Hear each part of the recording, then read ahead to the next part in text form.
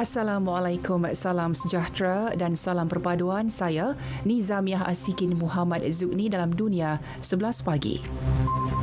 Malaysia berharap Afghanistan sedia mengkaji semula keputusan menghalang golongan wanita di negara itu melanjutkan pengajian ke universiti. Menteri Pengajian Tinggi Datuk Seri Muhammad Khalid Nordin berkata tindakan tersebut boleh menjejaskan pembangunan pendidikan umat Islam pada masa akan datang. Malaysia sendiri telah membuktikan bahawa wanita mampu meningkatkan reputasi negara melalui pendidikan yang mantap. Menerusi pendidikan golongan wanita di Afghanistan juga boleh menjadi aset berharga kepada negara.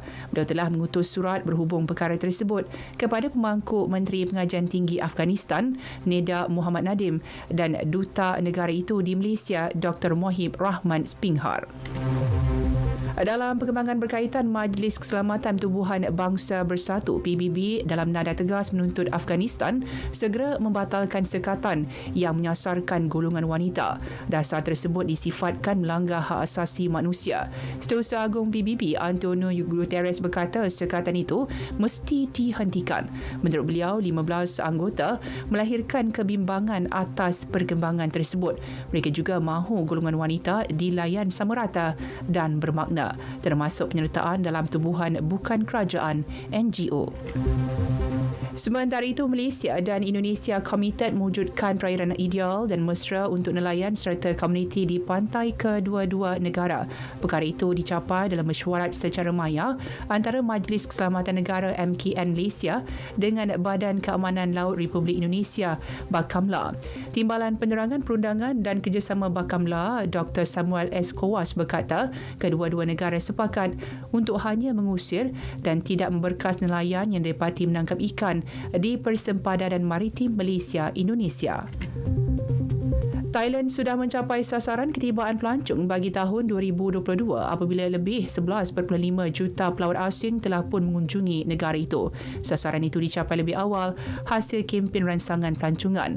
Gubernur pihak berkuasa pelancongan Thailand, Yutasak Supason berkata 3.14 juta perjalanan domestik dalam tempoh Disember ini hingga 2 Januari dijangka menjana hasil 11.2 bilion baht.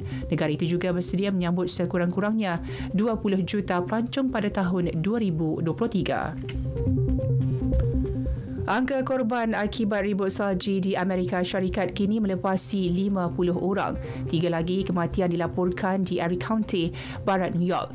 Kes terbaru melibatkan seorang wanita berusia 22 tahun yang terperangkap di dalam kereta. Menurut Datuk Bandar Buffalo, Byron Brown, polis menjangkakan jumlah kematian akan terus meningkat memandangkan suhu semakin menjunam. Ribut yang membawa angin sejuk menyebabkan sebahagian besar wilayah timur negara itu kini berada dalam keadaan membeku.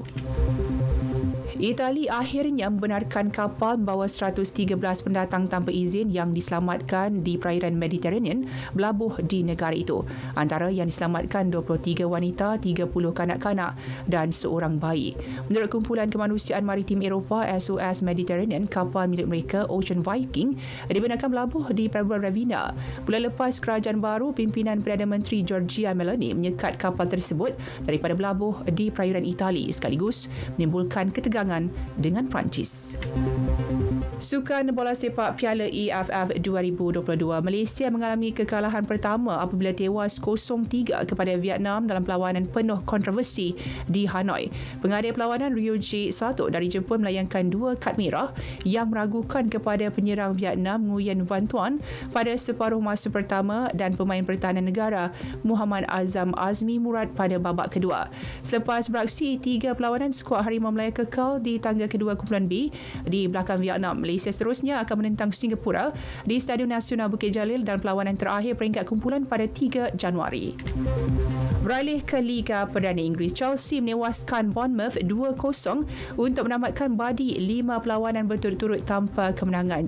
Gol jaringan Kai Havertz dan Mason Mount pada minit ke-16 dan 24 membawa The Blues naik ke tangga ke-8. Dalam satu lagi perlawanan, Manchester United menumpaskan Nottingham Forest 3-0. Sekian berita yang disunting oleh Zamzuri Zawawi dari Pusat Berita RTM. Assalamualaikum, salam sejahtera dan salam perpaduan.